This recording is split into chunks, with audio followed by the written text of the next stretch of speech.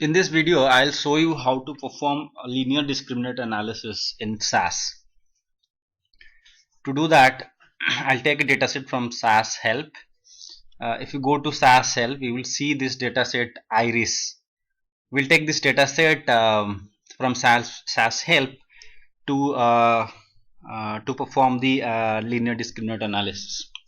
This dataset is very popular. This dataset is used by Fisher himself, the well-known statistician himself, for demonstrating the Fisher discriminant analysis.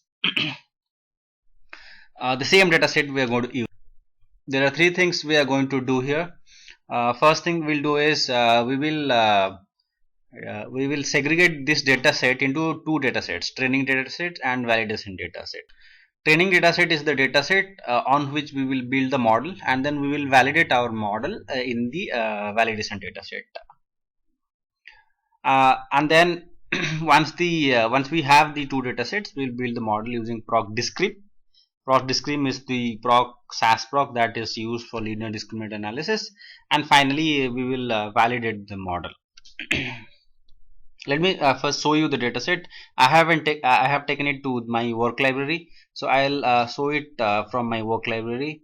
Name of my dataset is iris. This dataset has 5 variables. The last one is just the index. It's not a variable. It's just an index. Iris species. There are three types of species in the flowers: setosa, and then virginica, and versicolor. So there are three types of flowers in the. There are three types of flower, and what we are intending is we want to discriminate these three flowers based on the sepal length, sepal width, petal length, and petal width. So what essentially we are looking out for is to have a model, a discriminating model that will be used to categorize flowers into the three species based on length, width, length of sepal, length of petal, width of sepal, and width of petal. Okay, so let us build the model. First, we will have the training and validation dataset. We will use proc survey select, simple random sampling, and sample rate is 0.6. Sample rate is 0.6 because I'm taking 60% of the data for the training purpose or building the model. If you are not familiar with the sampling techniques, you can go through the video on sampling.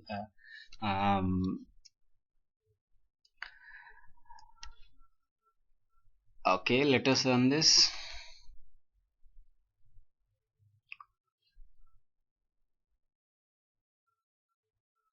So total 150 observations are there. So out of that, we have taken 60% of that, which is 90.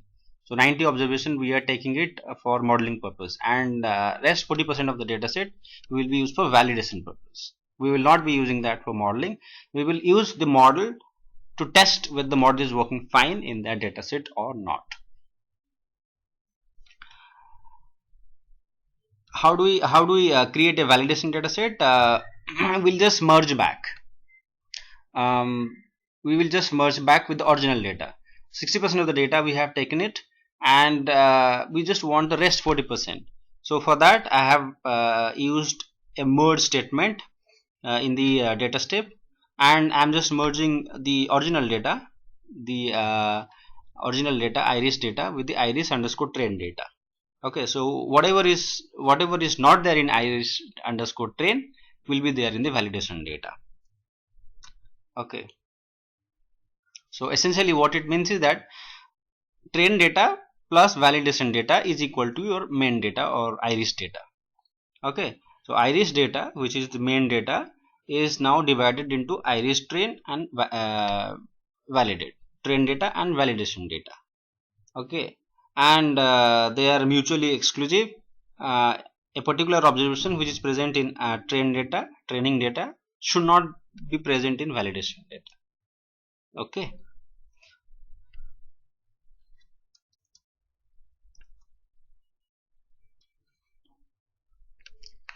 My validation data set is also created. Before I do the model, I must tell you that please go through the theory on discriminant analysis. There is another video on discriminant analysis. Please go through that before going through the hands-on session. You will know the theory of discriminant analysis. Just to remind you, discriminant analysis is a kind of statistical analysis which is used to discriminate between groups, categorize objects, classes into different groups or different categories. Okay, so it's a classification model, pretty much like logistic regression, order logistic regression.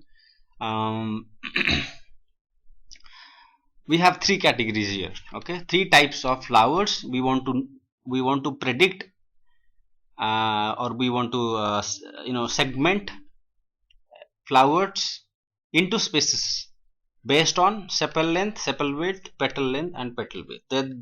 These are the four independent variable or explanatory variable available with us, and based on which we will build a model which will predict but a particular flower will belong to which category. Syntax: proc discrim data, and then you have to mention the input dataset. Iris underscore train is the training dataset that we have taken. Outstat is dis. That means the output statistics will be stored in another dataset. I have named it as dis. Method is normal, assuming that the independent variables are multivariate normal, or each one of them is distributed normally.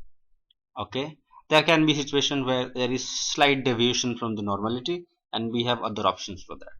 But for this, the assumption is that variables, the independent variables, are all normally distributed. Then pool equal to S.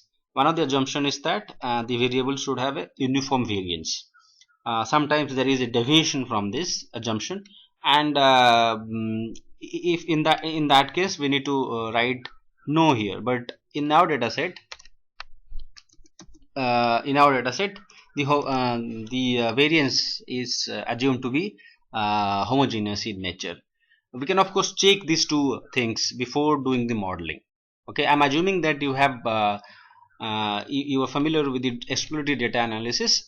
So before building the model in any modeling process, first thing to do is to look at the data and then do the exploration on that, remove the outliers, make sure your independent variables are normal, because that is one of the assumption in linear discriminant analysis.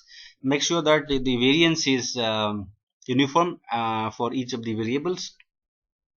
These two things are very important, and then once you are done with that, we'll straight away you can go ahead with the modeling. Then you need to specify the class. Class is something but it's like the dependent variable in logistic regression or in multiple regression. Class, species, and then in var statement you have to mention all the independent variables or the explanatory variable ones. Okay, we have got four of them. Let us run this.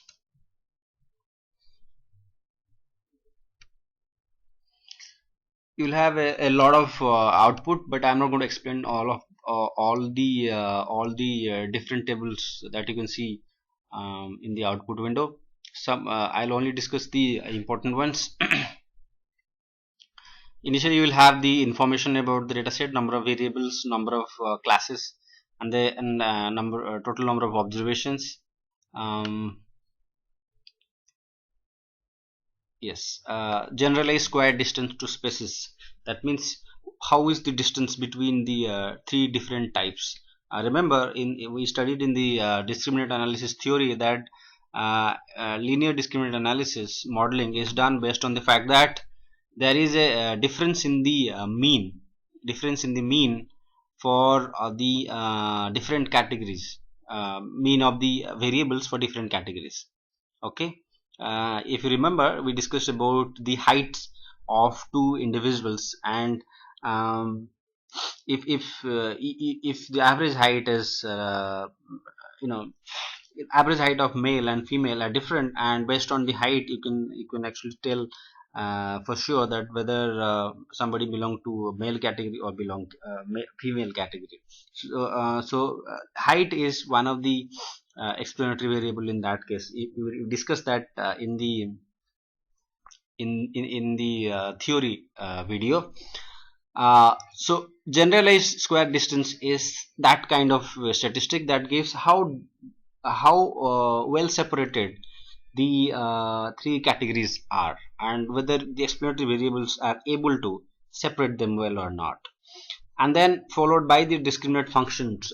If you remember, we studied about discriminant function in the linear discriminant analysis theory video. We discussed about the different coefficients, and you can see the coefficients, respective coefficients for the dependent variables, sorry, independent variable, along with the constant values. Okay, so this matrix is very important. This is a classification matrix. You can see the spaces names in the column as well as in the row. How do we interpret this? Setosa, you can see my pointer, and then Setosa here as well. It says that 27 observations are there in the dataset and 100%. That means all the observations in the data, the model is able to classify all the Setosa flowers in the dataset correctly. 100% correct classification. Okay, there is not even a single misclassification happening. Whereas if you go to here, this particular box, you will see that versicolor is classified as versicolor 93% of the times. Rest 6% of the time is misclassified. Similarly, Virginica, you can see Virginica, and then Virginica here also. 30 yeah, so 30 out of 30, so it means 100%. So all the Virginicas are classified as Virginica in the dataset. It might so happen that some of the observations be misclassified into different other types. So the goal of the algorithm is that to minimize that misclassification value. If you go down, you will see the misclassification table or the error happening there. For Setosa, the error is 0%. For versicolor also it's very negligible, 0.06. For Virginica it's again 0%. So what has happened is that some of the versicolor flowers are being classified as Virginica or Setosa. So that is what has happened. The overall misclassification is 2%. Okay, so out of the entire observation, 90 observation we have, only 2 observations or 2% of the observations are misclassified in our data set. So a model is a good model if the misclassification is as minimum as possible. Of course, the threshold value is something that is entirely up to you to choose where we need to put the cutoff. Okay, so the next thing is that once the model is built, we try to validate the model. So how do we validate the model? We'll see whether this model is able to predict the categories or discriminate between the categories in the test data. What is a test data or what is a validation data? It's a data set that we have created which is not part of the training data set. Okay, it's a entirely new data set. If you remember, we did it in the first in the proc survey select. Let us run this code. So for that you just need to write test data equal to validate. So validate is my test data, and this model what we built in the we built just now is going to be tested in this data set. Let us run this. So when you run this, you will have all the output that we just saw, and then we can directly go to the last segment, wherein it says that the classification summary for the work.validate data. Okay, what we saw earlier was on the training data itself, but what is more important for us is that whether the same model works in the validation data or not, because validation data is the new data. Okay, it's not part of the model data. Okay, it's a completely new data, and that is very important for us, whether the model works in the new data or not. You can see the accuracy rate 100% for Setosa, 100% again for versicolor, and for Virginica it's 95%. So and if you look at the error counts, 1.6% times we see that there is a misclassification happening. So how do we know that our model is good or not, or whether the model is validated well or not? Well, in the training data the misclassification rate was 2%. In the test data or in the validation data it is less than 2%. So it's very much consistent. So the error happening, whatever error happening is very consistent across the model data, the training data, and the validation data. To make sure that your model is robust enough, you can create a lot of samples, new samples out of the dataset, and test whether the error, the classification error, or the accuracy error, whatever you call it, is consistent across all the datasets. Okay, so we can also do that, but from here also it appears to us that the error percent is consistent, and hence the model is a good model. Okay, last thing that we will see here is that how do we save the classification values in a separate data set, and then how do we see how the classification is made. For that you just need to add another thing to the above code, along with the test data equal to validate. Use test out data option to save your output for the validation dataset, and we will print it finally. Let us run this. Okay, so what we can see here is that we will see, since we have printed the dataset, each observation you can see here the type of species here, and in the last you can see where it is classified into. Okay, Setosa is classified as Setosa, so that's a correct classification, and you go on looking at it. Wherever there is a mismatch, okay, that is wrongly classified. Yeah, yes, there is very few misclassification. Most of the cases you will see it's classified correctly.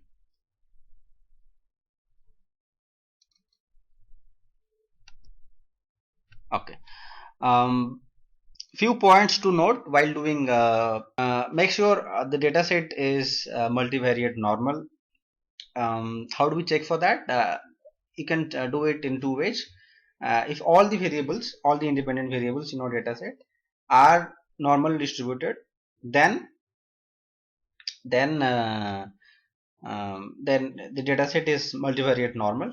Else you can use the mult norm macro available in SAS, which will directly tell you that whether your dataset is multivariate normal or not. Okay, you can it plots a QQ multivariate QQ plot for you, and looking at it you can get to know whether your dataset is multivariate normal or not. Make sure you have checked for the heteroscedasticity problem, because that's also a serious problem. If it is there, then in the pool option mention pool equal to no. You should also do the exploratory data analysis before doing the model to ensure that there is no outlier. The model is very sensitive to outliers, so misclassification happen because of the presence of outliers. Make sure you don't have it. So that is about the linear discriminant analysis in SAS. Thank you.